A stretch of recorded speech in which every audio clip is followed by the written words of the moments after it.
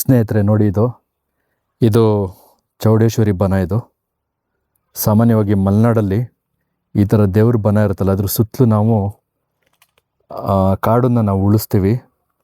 ಸುತ್ತಲೂ ಅಟ್ಲೀಸ್ಟ್ ಒಂದು ಎಕರೆ 2 ಎಕರೆ ಈ ಥರ ಸುತ್ತಲೂ ನಾವಲ್ಲಿ ಕಾಡನ್ನೆಲ್ಲ ಏನು ಇದು ಮಾಡಲ್ಲ, ಹಾಳು ಮಾಡಲ್ಲ, ಯಾವುದನ್ನು ನಾಶ ಮಾಡೋಕ್ಕೆ ಹೋಗಲ್ಲ ಕಾಡನ್ನು. ನೋಡಿ ಈ ಥರ ಹಿಂಗೆ ಬೆಳೆಸ್ತೀವಿ. ಹಿಂಗೆ ನೋಡಿ ಹೆಂಗಿದೆ ಇದೆಲ್ಲ ಕಾಡು ಮರಗಳು. ಈ ಥರ ಇದೆಲ್ಲ ಒಂದು ಸಂಪ್ರದಾಯ ಮಲೆನಾಡಲ್ಲಿ. ನೋಡಿ ಹೇಗಿದೆ.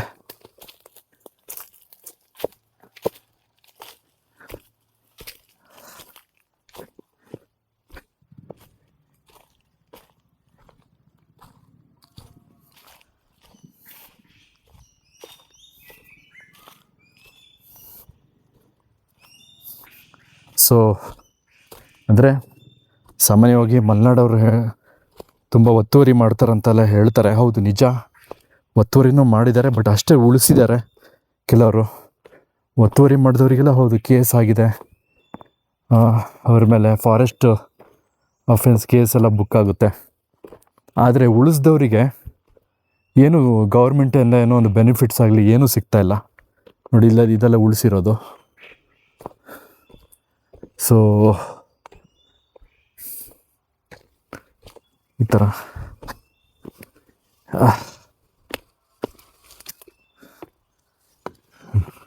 ನೋಡಿ ಆಗಿದೆ.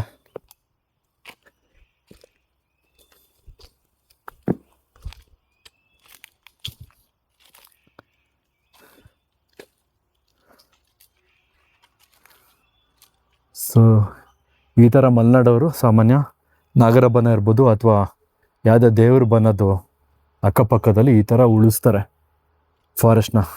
ಇದು ಪಶ್ಚಿಮ ಘಟ್ಟದಲ್ಲಿ ವ್ಯಾಪ್ತಿಯಲ್ಲಿ ನೀವು ಬೆಳಗಾವಿಯಿಂದ ಹಿಡಿದು ಕೆಳಗಡೆ ಕೊಡಗಿನ ತನಕನೂ ಈ ಥರ ಎಲ್ಲ ಬೇರೆ ಬೇರೆ ಹೆಸರಲ್ಲಿದ್ದಾವೆ ಕಾಡುಗಳು. ದೇವರ ಕಾಡು ಅಂತಾರೆ, ನಾಗರ ಬನ ಕೆಲವು ಕಡೆ, ಮತ್ತು ಚೌಡೇಶ್ವರಿ ಬನ, ಈ ಥರ ಹೆಸರುಗಳಲ್ಲಿರುತ್ತೆ. ಸೊ ದಯವಿಟ್ಟು ನನ್ನ ವೀಡಿಯೋನ ಬೇರೆಯವರಿಗೂ ಶೇರ್ ಮಾಡಿ. ಇಷ್ಟೇಳಿ ಈ ವಿಡಿಯೋನ ಮುಗಿಸ್ತಾ ಇದ್ದೀನಿ.